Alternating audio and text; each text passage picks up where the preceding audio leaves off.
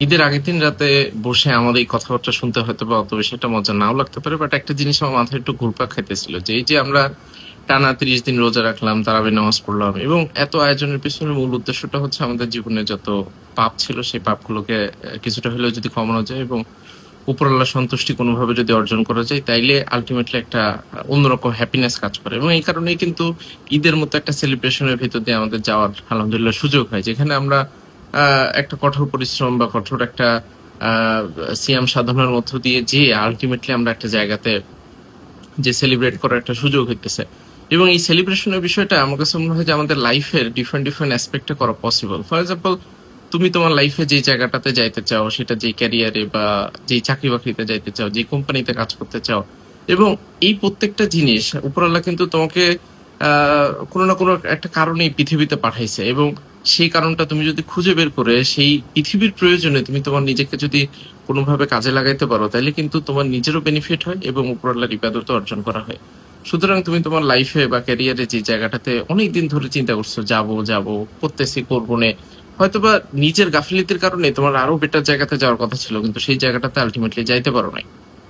তো সেই জায়গাগুলোতে আমার কাছে মনে হয় যে এরকম খুশির মুহূর্ত যেই সময় আমাদের খুবই ভালো লাগে বা একটা এক্সাইটমেন্ট বা একটা হ্যাপিনেস এর ভিতর দিয়ে আমরা যাই, ওই সময়গুলোতে এই জিনিসগুলো নিয়ে কিছুটা হলেও চিন্তা ভাবনা করার সুযোগ আছে বলে আমার কাছে মনে হয়। একটু চিন্তা ভাবনা করে দেখতে পারো যে তোমার লাইফে কোন জায়গায় তোমার আরো ফোকাস দেওয়া উচিত ছিল, কোন জায়গায় তোমার আরো রেসপন্সিবল হওয়া উচিত ছিল, কোন জায়গায় তোমার আরো ডেডিকেটেড হওয়া উচিত ছিল।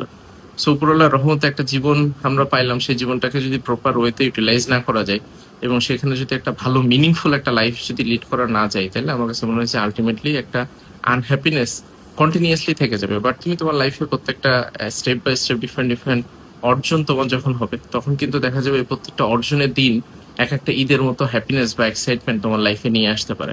সো তোমাদের সবার জন্য ঈদের অগ্রিম অনেক শুভেচ্ছা এবং শুভকামনা থাকলো। তোমরা সবাই আমার জন্য দোয়া করবা এবং তোমাদের ক্যারিয়ার লাইফ রিলেটেড যদি কোনো ধরনের কোশ্চেন থাকে কমেন্টে জানাই দিতে পারো। তোমরা সবাই জানো যে আমি একটা র ভিডিও মেকিং এর চ্যালেঞ্জ করতেছি, যেটার আলহামদুলিল্লাহ আজকে 19তম দিন।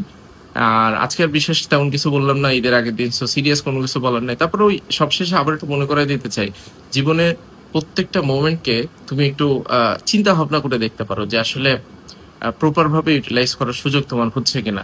উপরাল্লাহ এটা কিন্তু একটা রহমত হিসেবে তোমার কাছে দিচ্ছে, সেই রহমতটাকে তুমি কাজে লাগাতে পারতেছো কিনা এবং সেই জিনিসটা কিন্তু তোমাকে আবার জবাবদিহিতার ভিতর দিয়েও যাইতে হবে। এটাও একটা খুবই জটিল বিষয় যে এই যে প্রত্যেকটা সময় তোমাকে একটা অপরচুনিটি দেওয়া হয়েছে, তুমি একটা ভালো স্কুল কলেজে হয়তো বা পড়তেছো, অনেকে হয়তো ভালো স্কুল কলেজে পড়ার সুযোগ হয় নাই, বাট অ্যাবসলিউটলি ফাইন। হয়তো তুমি তোমার একটা লোকাল এরিয়াতে একটা প্রাইভেট ইউনিভার্সিটিতে পড়ো,